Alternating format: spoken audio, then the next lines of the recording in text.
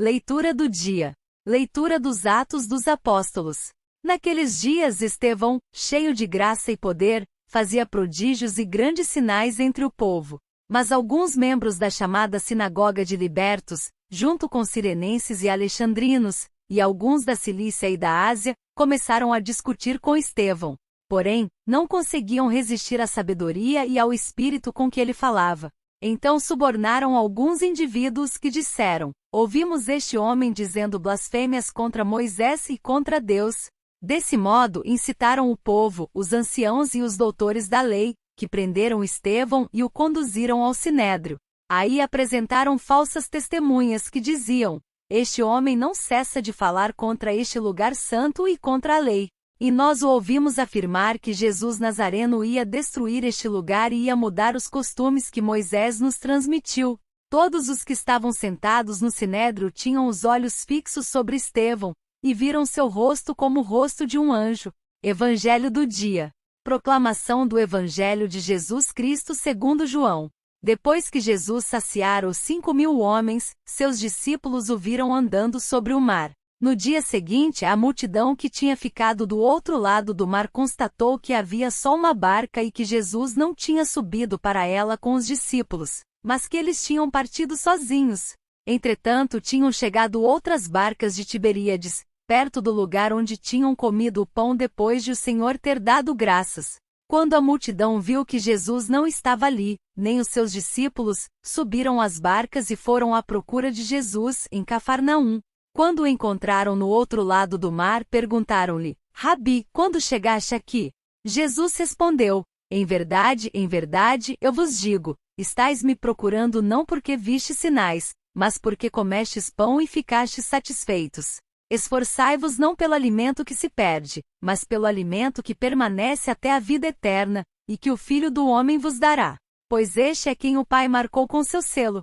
Então perguntaram: que devemos fazer para realizar as obras de Deus? Jesus respondeu: a obra de Deus é que acrediteis naquele que ele enviou. São Fiel de Sigmaringa, sacerdote mártir. Se me matarem, aceitarei a morte com alegria por amor de nosso Senhor. Eu a considerarei uma grande graça. Marcos Reid, o futuro Frei São Fidélis, nasceu em 1577 na família do magistrado principal da sua cidade. Foi o mais intrépido dos filhos por isso. Seu pai o mandou estudar. Em 1604, um senhor nobre confiou-lhe alguns meninos para serem instruídos, inclusive seus próprios filhos. Com eles, Marcos criou uma espécie de escola itinerante entre a Itália, Espanha e França. Voltou para sua casa somente 6 anos depois, para se formar em direito e se tornar advogado de todos os que não tinham condições de pagar. De advogado dos pobres a frade. Aos 34 anos, Marcos surpreende a todos ao pedir para ser ordenado sacerdote. Porém, quis ir mais além. Entrou para os capuchinhos de Friburgo, a ordem que vivia, de modo mais rígido, o espírito original de Francisco. Ali recebeu o nome religioso de Fidélis e começou a viver uma vida de jejum, penitência e vigílias de oração. Como frade, recebeu vários encargos, estudou teologia e se tornou guardião do convento de Weltkirchen, onde era admirado por sua coragem de socorrer os enfermos, durante a epidemia da pestilência. No entanto, Frei Fidélis distinguiu-se mais como pregador, por suas palavras fortes, sempre baseadas na palavra, obtendo assim numerosas conversões. Mas, as suas palavras também eram como dardos contra as heresias. Seus sermões eram simples e diretos, compreensíveis tanto por pessoas cultas quanto por camponeses, porque eram acompanhados, sobretudo, pelo exemplo de uma vida de santidade. Missão na Suíça calvinista. A voz do Frei Fidélis era tão límpida e forte, que lhe foi confiada uma missão delicada: fazer pregações na Resia, uma região que incluía o atual cantão suíço dos Grisões, Tirol e parte da Bavária. Ali há alguns anos estava bem arraigado o calvinismo, uma doutrina semelhante à reforma protestante, liderada pelo teólogo francês João Calvin. O conflito entre calvinistas e católicos já era habitual. Por isso, um frade, que pregava o retorno à fé não podia certamente ser bem-vindo. Certo dia, durante a missa, alguém atirou nele, porém, não desanimou e continuou a sua missão. apesar de imaginar que seus dias estavam contados. Fiel até o fim, como seu nome.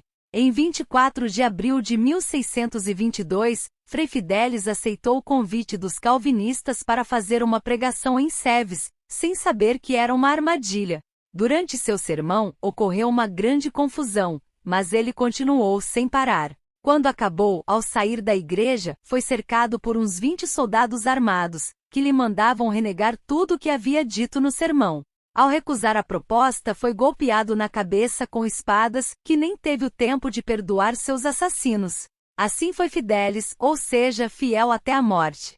Certa vez, o mestre de noviços o obrigou a citar algumas palavras do Apocalipse, que se revelaram proféticas: seja fiel até a morte e eu lhe darei a coroa da vida.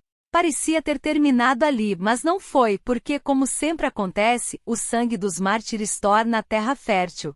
Assim, a morte de Frei Fidelis conseguiu obter uma rápida reconciliação entre católicos e calvinistas e o retorno de muitos à fé. Santas Maria Cleofas e Salomé, discípulas do Senhor. Ambas as santas encontram-se entre as mulheres piedosas que, na manhã de Páscoa, foram ao sepulcro de Jesus para ungir seu corpo. Ali receberam o anúncio da ressurreição. Maria, esposa de Cleofas, era mãe de Tiago Menor. Salomé era identificada como esposa de Zebedeu e mãe de Tiago e João. Santa Maria Isabel Esselblad, fundadora das Brigidinas. Maria Isabel nasceu em Faglavik, Suécia, em 1870, em uma família de fé luterana, vivida de modo diário e concreto. Desde a escola primária, pelo seu sensível grau de observação, notava que seus colegas de classe professavam as crenças cristãs mais diversas, mas achava que não devia ser assim. Por isso, começou a pôr-se à busca da única verdade, o único rebanho.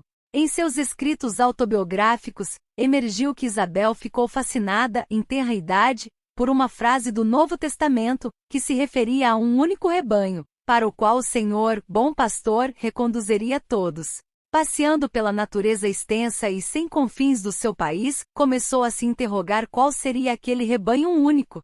Porém, ao invés de desanimar, diante de todas aquelas perguntas sem resposta, recebeu, como dom de Deus, um grande conforto e uma força incrível.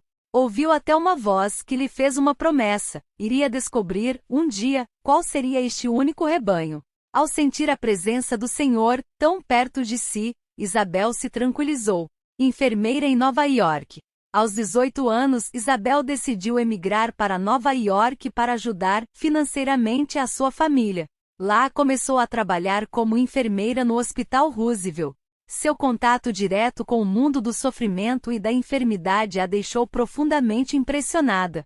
Naquele período, ocorreu um episódio, narrado em sua biografia, que demonstra quanto a futura santa era agraciada por Deus. Certa noite, por descuido, ficou fechada no necrotério do hospital. Por isso, decidiu passar o tempo rezando ao lado de cada um dos cadáveres. Ajoelhada ao lado do corpo de um homem, teve a impressão de sentir uma espécie de respiro, mesmo se fraco. Em seu certificado médico dizia que ele tinha falecido por ataque cardíaco. Mas Isabel sentia aquele respiro sempre mais forte e claro. Como boa enfermeira, sabia que aquele cadáver, no estado entre a vida e a morte, precisava de calor para voltar à vida. Então, cobriu-o com sua roupa. No dia seguinte, ela foi encontrada assim, rezando ao lado daquele jovem que reviveu. Retorno à Europa como católica. Nos Estados Unidos, Isabel tinha como diretor espiritual o jesuíta padre Johann Hagen. Graças a ele, abraçou definitivamente a fé católica e foi batizada no dia da Assunção de Nossa Senhora, em 1902. Logo voltou à Europa como católica. Primeiro visitou sua família na Suécia e depois foi para Roma, onde ficou hospedada na casa que era de Santa Brígida, mas depois utilizada pelas carmelitas. Ali, com uma permissão especial do Papa Pio X, recebeu o hábito religioso das Brigidinas e aprofundou a espiritualidade deste instituto, originário da sua terra natal. Assim, entendeu qual era a sua vocação: refundar a ordem, segundo as exigências daquele tempo, mas também fiel à tradição do carisma contemplativo e à solene celebração litúrgica. Transcorria o ano 1911. Refundação da Ordem de Santa Brígida. Desde então Isabel, que acrescentou ao seu nome o de Nossa Senhora, se esforçou para levar novamente a Ordem de Santa Brígida da Suécia, que conseguiu em Jurchow, em 1923, e enfim em Vadstena, em 1935. Dedicou toda a sua vida à caridade concreta com todos, sobretudo com os necessitados e mais frágeis. Durante a Segunda Guerra Mundial, junto com suas co-irmãs, acolheu muitos judeus perseguidos, transformando sua casa em centro de distribuição de alimentos e roupas para quem não tinha nada. Cansada fisicamente, mas não de espírito, Maria Isabel faleceu em Roma, em 1957, onde foi beatificada, durante o grande jubileu do 2000, e canonizada pelo Papa Francisco em 2016. Eis a linda oração que Maria Isabel escreveu, de próprio punho, e o deu à sua avó, antes de retornar aos Estados Unidos, em 1903. Eu vos adoro, grande prodígio do céu, por dar-me alimento espiritual em vestes terrenas. Vós me consolais nos momentos obscuros, quando se dissipam em mim todas as esperanças. Ao coração de Jesus, junto ao balaústre do altar, estarei unida, eternamente por amor.